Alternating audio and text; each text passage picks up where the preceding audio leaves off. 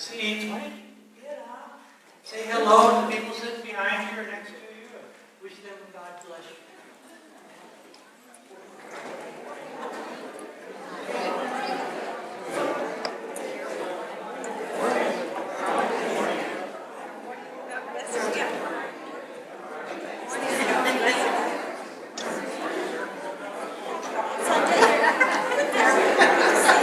Morning and God bless you. Morning. God bless you. Thank you. Thank you.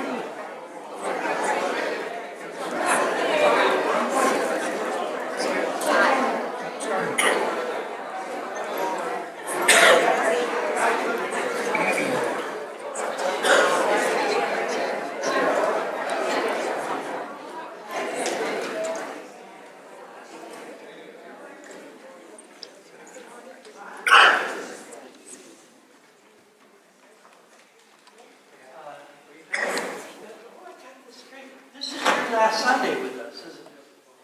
Is that right? Okay, Dave, you're moving out to the East Coast. So anyway, we won't be seeing you a while, but when the snow starts building up, you come on back, okay? We'll take you any time, but we've been praying for you. It will be a smooth one and everything will work out. We'll miss you. Okay. Beth Duvall moving away. So don't forget us, okay? You know, the economy is so bad. You're supposed to say, how bad? That was terrible. Let's try it again. The economy is so bad. I got pre-declined for a credit card. I ordered a hamburger at McDonald's, and the kid behind the counter said, "Can you afford French fries with that?" CEOs are now playing miniature golf. If the bank returns your check marked insufficient funds, you call them to ask if they meant you or them. McDonald's is now selling a quarter ouncer. So parents in Beverly Hills fired their nannies and learned their children's names finally. A truckload of Americans was caught sneaking into Mexico. Motel 6 is no longer leaving the light on anymore. The mafia is laying off judges. ExxonMobil laid off 25 congressmen. And this one tops it all. Congress has reopened the Bernie Madoff scandal, which is just great. The guy who made $50 billion disappear is now being investigated by the people who made $1.5 trillion disappear. So the economy we face, and we make jokes about it just to cope somehow with it all. But I want to tell you about a woman who is truly having a very difficult time. The jokes that we make sometimes are actually very true about her. She had an illness. She had a flow of blood that could not be cured. She tried for 12 years to get this taken care of, and nothing was working. She'd been rejected by family, rejected in synagogue, rejected from many places. She thought in her heart she might actually be rejected by God even. All the ways that she tried. And she heard about Jesus coming to town. And she thought, here's one last try. Her story is a remarkable one and very touching. And I'd like you to follow along with me. We find in the Gospel of Mark in chapter 5, it'll be up on our walls. It's in your bulletin also if you'd like to follow along. Let's see the story once more. So Jesus went with him, and a large crowd followed and pressed around him. And a woman was there who had been subject to bleeding for 12 years. She had suffered a great deal under the care of many doctors and had spent all that she had. Yet instead of getting better, she grew worse. When she heard about Jesus, she came up behind him in the crowd and touched his cloak.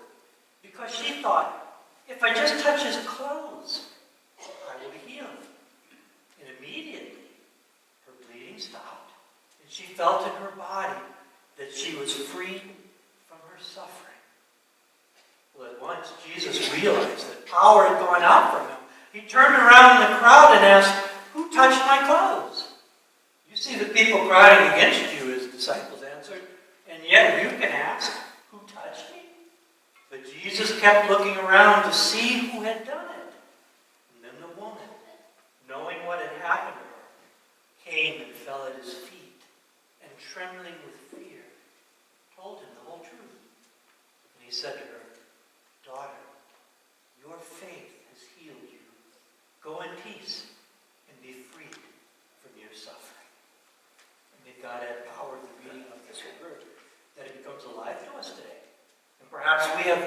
ourselves to step into this story and find ourselves in similar states as this woman, perhaps, looking for hope, looking for help. I've been touched by this story. I've read it so many times in my life, and this past week trying to live the story out. A discipline I've developed in my own Bible study. I picked it up from the Middle Ages. The monasteries there, the desert fathers they're sometimes called, would put themselves into the story and live out the story. And they did that as part of their prayer spiritual discipline, to pray their way through the Bible stories and find themselves in the same situation. And trying to find myself in the same situation as this woman, being a man, it was just a little bit of a stretch, but trying to understand that struggle, some of that suffering. In the first century, the medical disciplines weren't quite like what we have today. Sometimes we think they're not maybe that much better, but let me share with you some of the things she would have faced.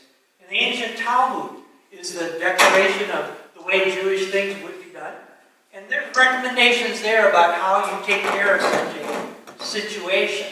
It's stated, here's one of the cases for dealing with such an illness: take of the gum of Alexandria, the weight of a small silver coin, of alum the same, of crocus the same. Let them be bruised together and given in wine to the woman that has an issue of blood. Sounds tasty, huh? If this does not benefit, take of Persian onions, 3 pints, boil them in wine, and give her to drink. Ooh, you ready for church dinner after this, aren't you? And say to her, arise from thy flux. And if this does not cure her, set her in a place where 2 ways meet, down the street intersection, and let her hold a cup of wine in her right hand, and let someone come behind and frighten her and say, arise from thy flux. Sounds like a cure for hiccups, doesn't it? But these are the kind of things this woman have had to have gone through. Another reading in the ancient Talmud reflects it this way: you have the woman carry a barley corn, which had been taken from the droppings of a white she-donkey. None of these things was all that interesting. None of these things were all that good. I tried to put myself in this woman's spot, hearing the rabbis and the ancient medical authorities recommend these things, and it would have popped out of my mouth saying, have you been drinking too much ceremonial wine? Are you crazy? These are the things you have to cure all this? Well, this woman had to go through this suffering for 12 years of this. Nothing got better. Nothing improved. She only lost more and more money. And people in that ancient first century Palestine were not the most compassionate kind. In the Jewish synagogues, the rabbis would have said, not allowed. You are ceremonially unclean. She would have been rejected from family, ceremonially unclean. She would not have been allowed into the temple. The great temple had an area, the court for women. She would have been barred from that. Can you imagine how cruel that is? She found no compassion anywhere. If she was married, she would have probably have had to have sought a divorce. If she had not been married, she would have been barred from marriage because of this disease that she had. Do you understand how serious it was for this woman? It wasn't just the physical torment, it was the psychological, the spiritual torment that went with it as well. The people who had been so cruel, not understanding the work at play. We heard a very sad story some years back in Seattle. There was a woman who was on a bridge who was threatening to jump. She no longer found hope. And the people had to line up in their cars. They had to close the bridge down. For 3 hours, she cried if anyone could help her. And she finally jumped. She jumped into a canal 160 feet. It was a miracle she did not die. They got her to the hospital and began treatment on her, and she did recover and began to find hope. And it was horrible what happened after this. People that were stuck in the traffic jam began sending letters to the editor of the local newspaper saying how ridiculous that was. If that woman's going to take her life, why can't she find somewhere else to take her life that doesn't inconvenience everyone else? What a cold way that was to respond to such a difficult situation as this. Friedrich Nietzsche is the one that, quite a philosopher in his own time, he didn't like Christianity. And he explained it this way. Christianity preaches kindness, and kindness is weakness.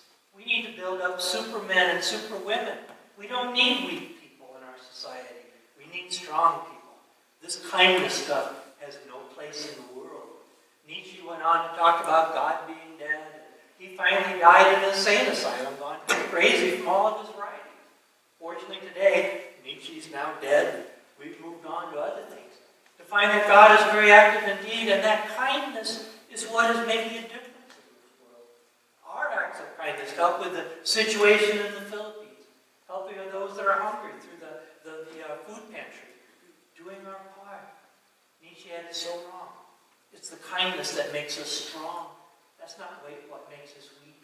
With this woman, it was the exercise of kindness that Jesus had for her that made the difference. That was truly found to be strength indeed. This woman had strong faith. She was unclean. She knew she had a disease. She wondered if she was cursed by God. The experience she had in her life was so negative. She had every reason to curse life, and complain, and bicker, and to be so bitter. She was so weak from the blood loss, hard to move around. The crowd that surrounded Jesus, this was her hope, and she couldn't get to him. Despair was all around her, but she did what she could. In one of the other Gospels, it mentions her just reaching the very bottom of Jesus' cloak. It sounds to me like a last desperate leap, falling on the ground and just touching his robe. And then she discovers that she's healed. The bleeding is stopped. She's lying there in the middle of the street, the dust all around her from this crowd having passed through, and she is healed. It's right for her to say that with faith, you can move mountains. And it's also true that with a little bit of doubt, you can create mountains in your life. Her faith gave her that victory. Her faith gave her that energy to reach out, to even touch the very bottom of Jesus' cloak. And here's the healing she has. Try to put myself in her place. Can you imagine that? 12 years suffering in every dimension you can think of. Finally, she's healed. The dust all around her didn't matter. She is healed. She can get back to the synagogue, back to the temple. She can get back to family. She can get back into society. She can get back having friends again. Maybe she can get back to some means of income. Perhaps marriage is back in the picture again. All this future opens up to her. She's excited about it for a few moments. For she looks up and notices that the crowd has stopped. And that faith healer that she had been seeking, Jesus, is now turning around asking, "Who touched me?" The disciples are responding with a little bit of cynicism. "Well, who's not touching you? You're in the middle of a crowd. Everybody's touching you." But Jesus continues, "No, I need to know. Who touched me?" The thoughts that had to go through this woman's mind. I've been healed. I have all this hope. And now it's going to be taken away from me. Maybe the reality struck her. I've actually had a miracle, but I had to steal this miracle from him. Maybe now I've been found out. She could have crawled away. She could have made a run for it. But she's not that kind of woman. She comes before Jesus and says, "I'm the one you're looking for." And it says that she was trembling with fear. But Jesus does not have harsh words for her. All the experiences she'd had from the rabbis in the synagogues would have been so mean and so terrible for her. Crushed her spirit. This is what she's used to hearing. Is this Jesus going to be like one of the synagogue rabbis to chastise me and tell me what a terrible person I am? And because of my disease, I surely must be cursed by God? But Jesus finds her out not to curse her, but to complete the healing, to complete the process, to clarify to her what has actually happened. In the Gospel of Matthew, he adds this other word. When he speaks to the woman, "Daughter, your faith has healed you," Jesus starts it out by saying, "Courage." He just throws that out as a very awkward sentence structure there. He just says courage. Not courage to you or be of courage, but just says courage. It's the same word he used earlier in the Gospel of Matthew for calming the storm down. And he talks to his disciples the same way. Courage. You need courage.